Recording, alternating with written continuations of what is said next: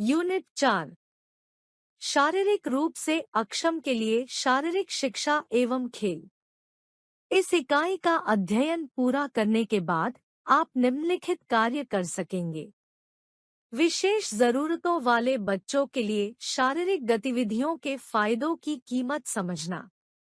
Sports के श्रेणीबद्ध करने के विभिन्न तरीकों का अंतर करना CWSN के लिए। स्पोर्ट्स में समावेश के अवधारणाओं और महत्व को समझना। विशेष जरूरतों वाले बच्चों के लिए शारीरिक गतिविधियों के माध्यम से लाभ बनाना। विशेष जरूरतों वाले बच्चों के लिए सुलभ शारीरिक गतिविधियों की योजना बनाना। पैरालंपिक खेलों का उद्घाटन समारोह। पैरालंपिक खेलों का उद्घाटन समारोह 1920 में एंटवर्प में ग्रीष्मकालीन पैरालंपिक से शुरू हुआ। इन खेलों की शुरुआत मेजबान देश के ध्वजारोहण तथा उस देश के राष्ट्रीय गान के साथ की जाती है। इसके बाद विभिन्न देशों से आए प्रतिभागी अपने अपने राष्ट्र के समूह में मेजबान देश की चुनी हुई भाषा के वर्ण क्रम के अनुसार एक एक करके मार्च पास्ट करते हुए स्टेडियम में प्रवेश करते हैं। ऐसा 1989 के ग्रीष्मकालीन पैरालंपिक के बाद से हुआ। मेजबान देश के खिलाड़ी सबसे आखिर में स्टेडियम में प्रवेश करते हैं। सभी खिलाड़ियों एवं अधिकारियों के प्रवेश के बाद मेजबान देश द्वारा संगीत एवं नृत्य द्वारा अपने देश की संस्कृति की झलक प्रस्तुत की जाती है। ये कार्यक्रम 1988 के ग्रीष्मकालीन पैरालंपिक के बाद से शुरू हुए। इस सांस्कृतिक कार्यक्रम के अंत में पैरालंपिक मशाल को स्टेडियम में लाकर पास की जाती है जब तक अंतिम मशाल धारक तक पहुंचती है। यह मशाल धारक मेजबान देश का एथलीट होता है। यही पैरालंपिक ज्योति को प्रज्वलित करता है।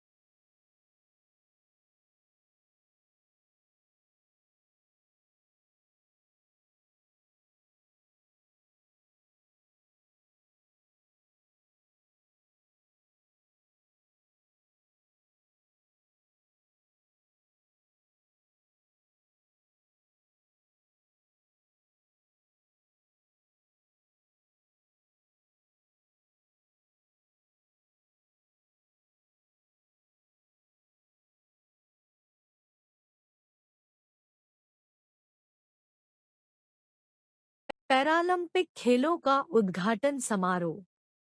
पैरालंपिक खेलों का उद्घाटन समारोह 1920 में एंटवर्प में ग्रीष्मकालीन पैरालंपिक से शुरू हुआ। इन खेलों की शुरुआत मेजबान देश के ध्वजारोहण तथा उस देश के राष्ट्रीय गान के साथ की जाती है।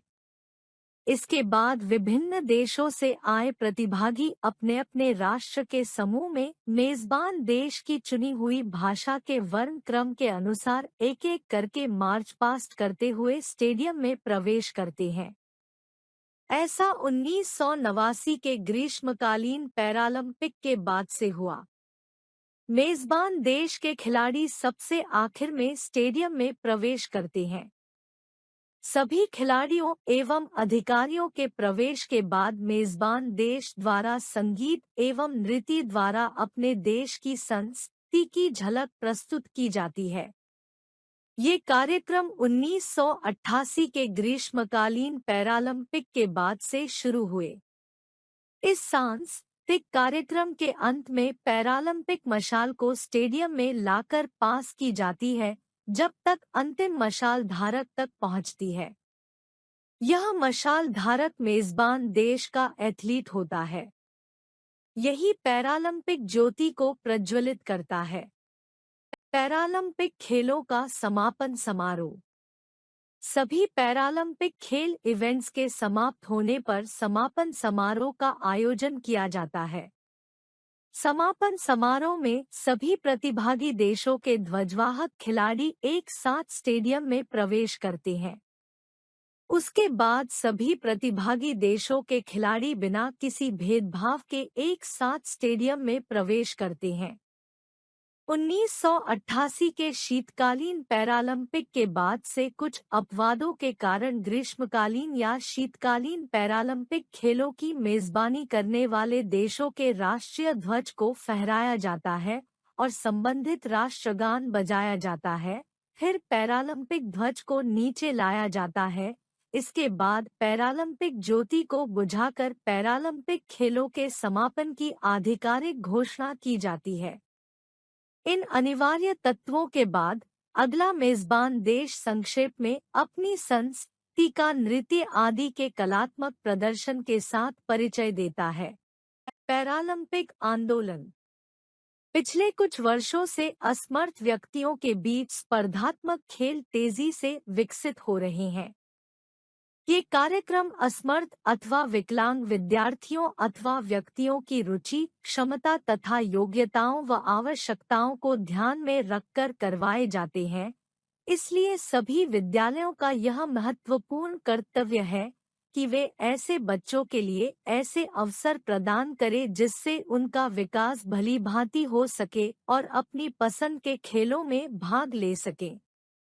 कानून के अनुसार यह सभी बच्चों का समान अधिकार है कि वे शारीरिक शिक्षा के कार्यक्रमों का आनंद लें, परंतु दुर्भाग्यवश कुछ छात्र शारीरिक रूप से अपंग होते हैं, जैसे अंधापन, बहरापन, पोलियोग्रस्त, गूंगापन, मंदबुद्धि, शारीरिक दुर्बलता, कुपोषित, हकलाना व अन्य शारीरिक अपंगताएं आदि।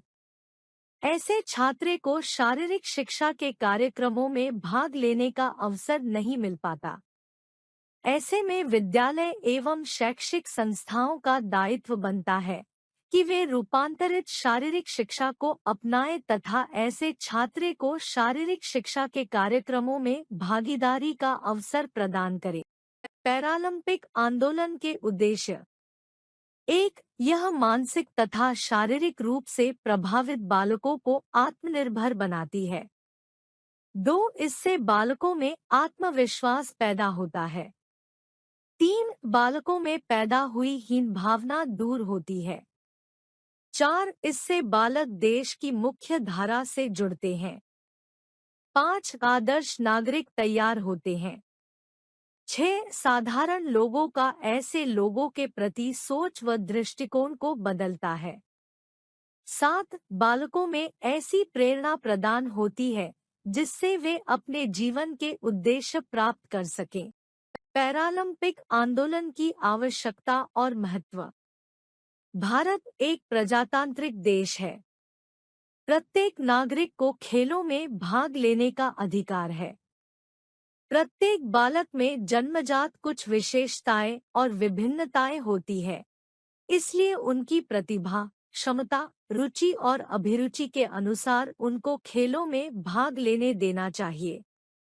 अतः यह आवश्यक है कि ऐसे बच्चों को सामान्य बच्चों की तरह ही समझना चाहिए ताकि ऐसे बच्चों का भी शारीरिक, मानसिक व सामाजिक विकास हो। ऐसी शिक्षा की आवश्यकता के निम्न कारण हैं न। 1. मानव संसाधन। मानव को देश का मानव संसाधन कहा गया है। अगर यह मानव संसाधन बेकार हो जाता है तो इससे देश का ही अहित होता है। इसलिए ऐसे बालकों को उचित मार्गदर्शन देकर मानव संसाधन के रूप में उनका सदुपयोग किया जा सकता है। 2. राष्ट्रीय विकास। किसी भी राष्ट्र की पूंजी वहां के नागरिक होते हैं। जिस राष्ट्र का नागरिक सचेत, जागरूक, शिक्षित, योग्य और देशप्रेमी होता है, वही राष्ट्र प्रगति के साथ अग्रसर होता चला जाता है। इसलिए असमर्थ बालकों को भी देश के विकास के लिए साथ जोड़ना चाहिए। 3. प्रजातंत्र की सफलता। प्रजातंत्र की सफलता वहाँ के नागरिकों पर निर्भर करती है। अगर किसी भी राष्ट्र के नागरिक योग्य, कर्मशील, आदर्श तथा परिश्रमी होंगे तो वहाँ का प्रजातांत्रिक ढांचा काफी मजबूत होगा।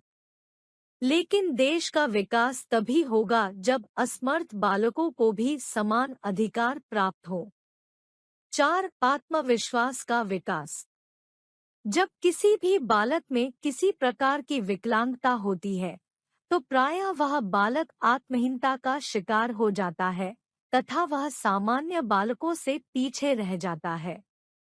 यदि हम उसको उसकी क्षमता, शक्ति, रुचि तथा अभिरुचि के अनुसार उनमें आत्मसम्मान की भावना को जागृत करेंगे तो वह भी सामान्य बच्चों की तरह ही खेलों में बढ़-चढ़कर भाग लेगा। 5. जीवन की समानता। ऐसे बालकों को अपने आप को घर, विद्यालय तथा समाज में स्थापित करने के लिए कई प्रकार की समस्याओं का सामना करना पड़ता है। अगर उनकी क्षमताओं, रुचियों, योग्यताओं के अनुसार सामान्य बच्चों के समकक्ष लाने के लिए अधिक से अधिक अवसर प्रदान करने चाहिए ताकि वे भी अपने जीवन के लक्ष्य को प्राप्त कर सके और देश की उन्नति में अपना योगदान दे सके। शीतकालीन खेल। शीतकालीन ओलंपिक में हिम एवं बर्फ पर खेले जाने वाले खेल सम्मिलित किए जाते हैं। जब कोबर्टीन ने ओलंपिक खेलों को पुनर्जीवित किया तो ये खेल केवल ग्रीष्मकालीन खेलों में शामिल थे। 1924 में चामोनिक्स, फ्रांस में अंतर्राष्ट्रीय शीतकालीन स्पोर्ट्स वीक आयोजित करने का निर्णय लिया गया, तभी से इनकी शुरुआत मानी जाती है। प्रारंभ में इसमें 5 खेलों bobsleigh, ice hockey, curling, Nordic skiing तथा स्केटिंग को सम्मिलित किया गया था। 16 देशों के 258 एथलीट, मुख्य रूप से यूरोप और उत्तरी अमेरिका, ने भाग लिया। डेफलिम्पिक्स। डेफलिम्पिक्स एक अंतर्राष्ट्रीय खेलकूद का नाम है जिसमें सभी खिलाड़ी बधिर होते हैं। यह खेल वर्ष 1924 में पहली बार फ्रांस के पेरिस में आयोजित किया गया था।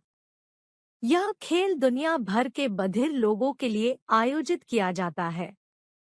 इन खेलों में बधिर खिलाड़ियों को उनकी भाषा के अनुरूप सुविधाएं दी जाती है। इस खेल में उन्हें उनकी स्पष्ट भाषा के अनुसार अंतर्राष्ट्रीय स्तर पर प्रतिस्पर्धा करने का मौका मिलता है। डेफलिम्पिक्स में अनेक खेल खेले जाते हैं, जैसे कि cricket, football, basketball, tennis, volleyball, swimming, hockey आदि। ये खेल एक बहुत ही महत्वपूर्ण अवसर होते हैं, जो बधिर लोगों को उनके रोचक खेलों के अनुभव का मौका देते हैं। डेफलिम्पिक्स का मकसद एक ऐसी मान्यता को प्रशंसा करना है, जो बधिर लोगों को अपने खेलों में आगे बढ़ने की प्रेरणा देती है। डेफलिम्पिक्स के लक्ष्य और उद्देश्य। 1. ग्रीष्मकालीन और शीतकालीन डेफलिम्पिक्स के सफलतापूर्वक आयोजन की निगरानी करना। 2. राजनीतिक, आर्थिक, धार्मिक, दिव्यांगता, लिंग या जाति के कारणों के भेदभाव के बिना बधिर एथलीटों के लिए खेल को बढ़ावा देना। 3. बधिर एथलीटों के लिए खेल के अवसरों और प्रतियोगिताओं के विकास में योगदान देना। 4. सांस्कृतिक और वैज्ञानिक गतिविधियां जो डेफलिम्पिक्स के विचार और प्रचार में योगदान देती है, उनको सहयोग देना और प्रोत्साहित करना। 5. विश्व एंटी डोपिंग वाडा के साथ मिलकर सभी बधिर एथलीटों के लिए ड्रग्स मुक्त खेल लागू करना। डेफलिम्पिक्स के लक्ष्य और उद्देश्य। 1. ग्रीष्मकालीन और शीतकालीन डेफलिम्पिक्स के सफलतापूर्वक आयोजन की निगरानी करना। 2. राजनीतिक, आर्थिक, धार्मिक, दिव्यांगता, लिंग या जाति के कारणों के भेदभाव के बिना बधिर एथलीटों के लिए खेल को बढ़ावा देना। 3. बधिर एथलीटों के लिए खेल के अवसरों और प्रतियोगिताओं के विकास में योगदान देना। 4. सांस्कृतिक और वैज्ञानिक गतिविधियां जो डेफलिम्पिक्स के विचार और प्रचार में योगदान देती है, उनको सहयोग देना और प्रोत्साहित करना। 5. विश्व एंटी डोपिंग वाडा के साथ मिलकर सभी बधिर एथलीटों के लिए ड्रग्स मुक्त खेल लागू करना। योग्यता और वर्गीकरण। सबसे निचले स्तर पर विकलांग लोग जब नियम विनियम पर सीमित बल दिए बिना एक साथ भाग ले सकते हैं। जब प्रतियोगिता के तत्व आ जाते हैं, यह अति महत्वपूर्ण हो जाता है कि लोगों के समूह को उनकी क्षमता के अनुसार एक निष्पक्ष प्रतियोगिता सुनिश्चित करने के लिए एक साथ लाना पड़ता है। योग्यता।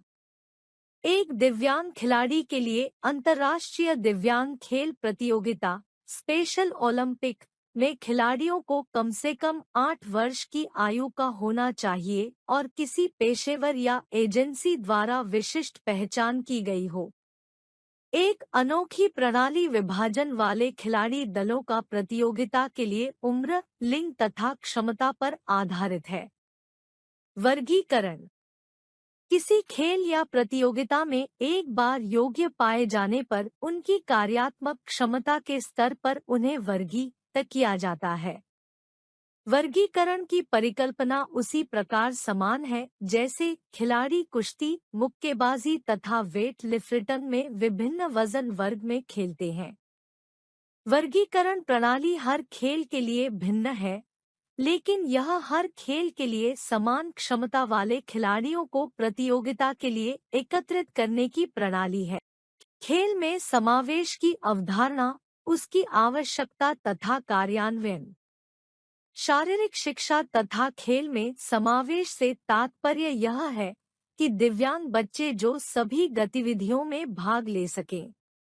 इसका अर्थ कि बच्चों को सभी गतिविधियों में भाग लेने का बराबर मौका मिले तथा वे सामान्य बच्चों की तरह ही पाठ्यक्रम को सीख सकें। खेल में समावेश का मतलब है कि सभी इस विविध समुदाय बिना लिंग, उम्र, जाति, संस्कृति, धर्म, यौन अभिविन्यास या क्षमता की परवाह किए भाग लेने के सुअवसर प्राप्त कर सके।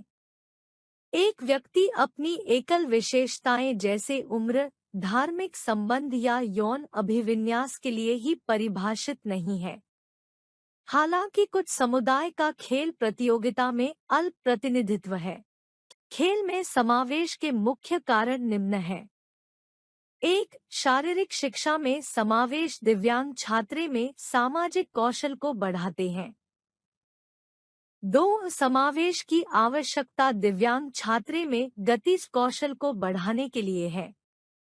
3. एक दिव्यांग छात्र को अपनी उम्र के अनुसार समान गतिविधियों में भाग लेने के लिए अवसर मिलता है, यह उनके उत्साह को बढ़ाता है। 4. सामान्य बच्चों को दिव्यांग बच्चों के साथ मित्रता बढ़ाने का अवसर मिलता है।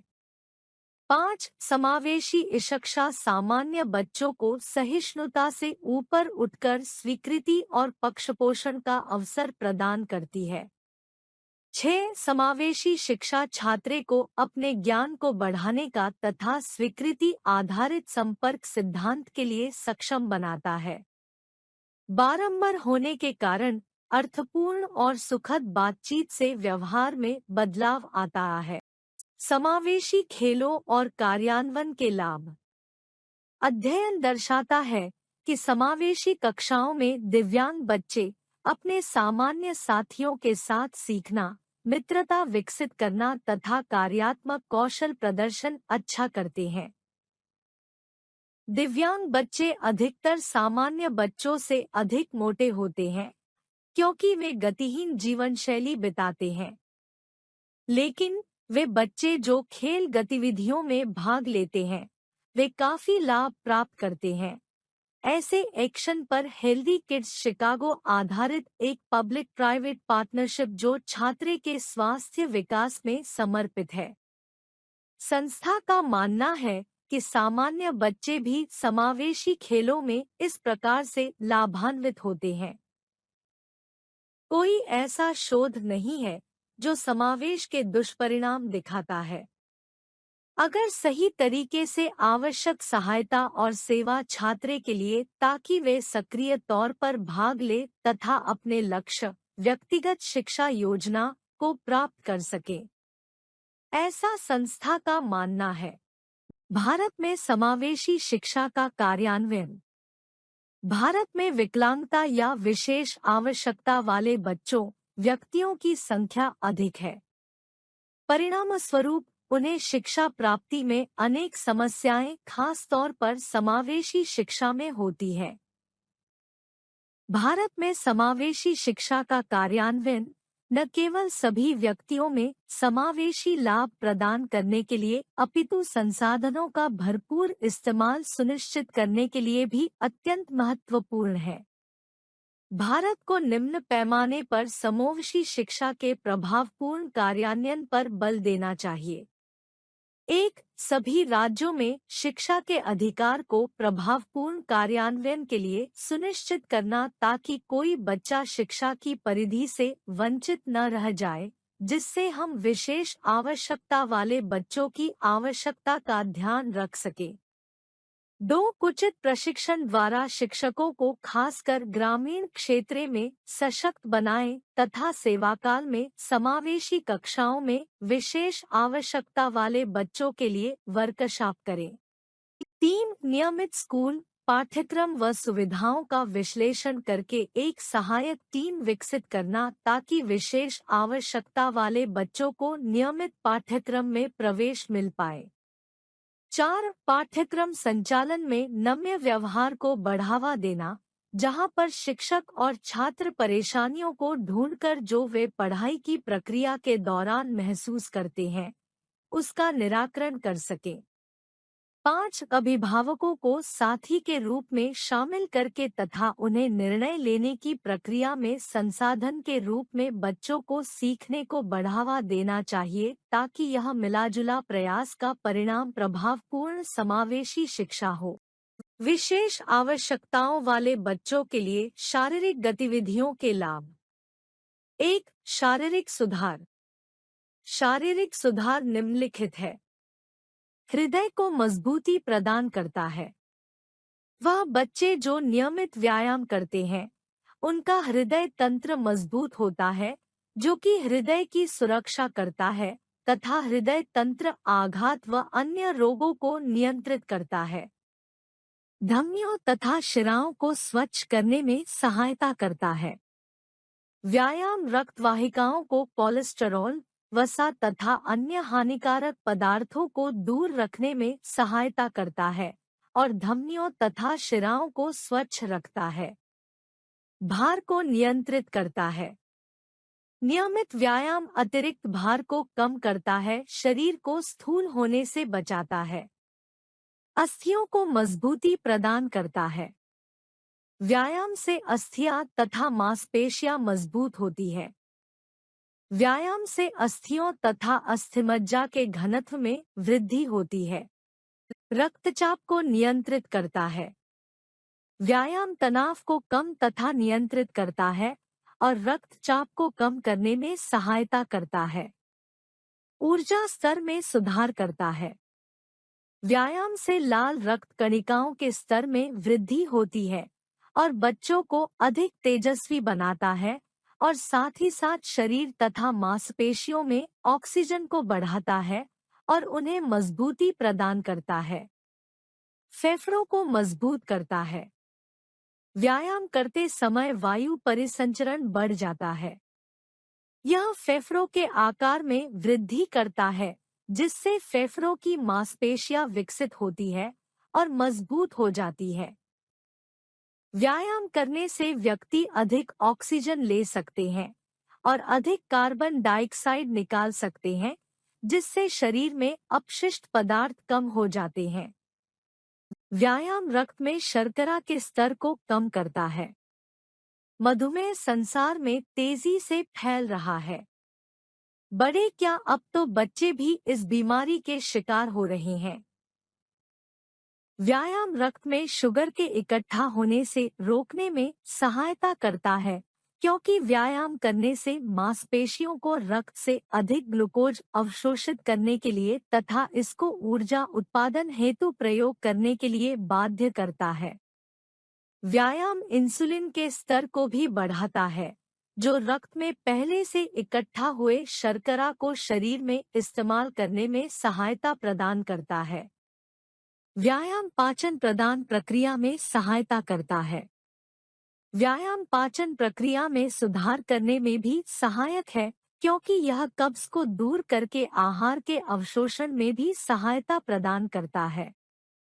पाचन प्रक्रिया में सुधार से ही उचित वृद्धि तथा विकास भी होता है। व्यायाम गामक विकास में सहायक है। व्यायाम बच्चों को तीव्र गति के गामक विकास में सहायता प्रदान करता है, जो उनके जीवन काल के दौरान सूक्ष्म गतिविधियां करने में महत्वपूर्ण भूमिका निभाते हैं। छोटी आयु में व्यायाम करने से मांसपेशियों की कार्यक्षमता, कार्यप्रणाली सुचारू एवं निपुण बनती है। 2. मानसिक सुधार। शारीरिक गतिविधियों में भाग लेने से न केवल शरीर स्वस्थ रहता है, बल्कि मानसिक विकास में भी मदद मिलती है। सुयोग्यता में सुधार, अवसाद तथा चिंता के स्तर में कमी आती है। 3. आत्मसम्मान। शारीरिक क्रियाओं में भाग लेने से दिव्यांग बच्चे एक दूसरे से मिलते हैं, बात करते हैं, तो उनके अंदर आत्मविश्वास तथा आत्मसम्मान की भावना में बढ़ोतरी होती है। 4. स्वास्थ्य। शारीरिक क्रियाओं में भाग लेने से दिव्यांग के स्वास्थ्य के स्तर में बढ़ोतरी होती है। उनमें विकार होने की संभावना कम हो जाती है, जैसे उच्च रक्तचाप, मधुमेह, भूख न लगना आदि। 5. व्यक्तित्व। शारीरिक क्रियाओं में भाग लेने से दिव्यांग के व्यक्तित्व के सभी पक्षों में निखार जाता है। 6. सामाजिक लाभ। जब ऐसे बच्चे मिलकर भाग लेते हैं, तो नए दोस्त बनते हैं, आजादी का अनुभव होता है, दोषारोपण से बचना आदि। 7. कार्यक्षमता। शारीरिक क्रियाओं में भाग लेने से व्यक्ति की कार्यक्षमता बढ़ जाती है। विशेष आवश्यकताओं वाले बच्चों के लिए शारीरिक गतिविधियों का निर्धारण करने के लिए रणनीतियाँ। प्रायः विशेष आवश्यकताओं वाले बच्चों के विकास के लिए कुछ विशेष प्रक्रिया, प्रशिक्षण सामग्री की आवश्यकता होती है, जिसका चुनाव बच्चों की जरूरत को देखते हुए करना चाहिए। एक विशेष आवश्यकता वाले बच्चे को सहायक सामग्री की आवश्यकता है या नहीं, या उसे किस प्रकार की सामग्री चाहिए, आदि सारी बातों का बहुत सावधानी से ध्यान रखना चाहिए। इन उपकरणों का जब विशेष आवश्यकता वाले बच्चे उपयोग करते हैं, तो उनका मूल्यांकन भी करते रहना चाहिए। जो सहायक सामग्री किसी बच्चे को एक समय विकासात्मक स्तर में सहायक हो सकती है, वह कुछ समय पश्चात उसके लिए उतनी उपयोगी नहीं रहती है। विशेष आवश्यकताओं वाले बच्चों की सहायक सामग्री का चुनाव करते समय निम्न बातों का ध्यान रखना चाहिए। 1. स्वास्थ्य जांच। शारीरिक क्रियाओं में भाग लेने से पूर्व दिव्यांग की शारीरिक जांच करवाकर उसकी क्षमता तथा अक्षमता की स्तर को जांच कर ले जिन्हें चाहिए, ताकि उसके स्तर के अनुरूप ही उन्हें शारीरिक क्रियाएं करवाई जा सके। 2. बच्चों के पूर्व अनुभव को जानना।